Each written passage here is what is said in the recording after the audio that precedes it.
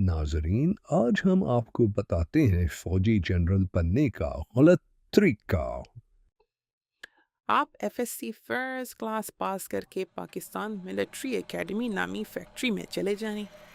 यहाँ पर हर अच्छा काम करें और बुरे काम से रोकें और एक अजीम जज्बे के साथ दिल लगाकर पढ़ें। अरे, ये तो आप दोनों किक आउट हो गए। लगता है तीसरे बेचारे में कुछ बर्दाश्त ज़्यादा थी, मगर वो भी मेजर या कर्नल बनकर ही रिटायर हो जाएगा। तो नाजरीन, ये था फौजी जनरल बनने का गलत तरीका। अब आपको बताते हैं फौजी जनरल बनने का सही तरीका।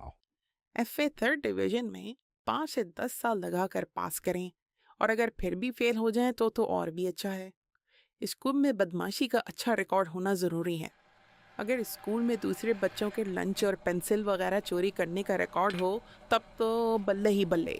फिर आप इस फैक्ट्री में चले जाएं, चीटिंग करें, बुली करें और हर अच्छी पढ़ाई करने वाले के खिलाफ साजिश करें, और उसके एग्ज़ाम पेपर पर अपना और अपने पेपर पर उसका नाम लिखकर आगे कर दें।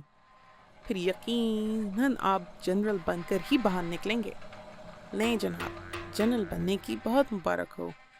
अब जनरल बनने के बाद 3 से 6 साल अय्याशी करें और फिर जलालत के अजीम समंदर में खो जाएं।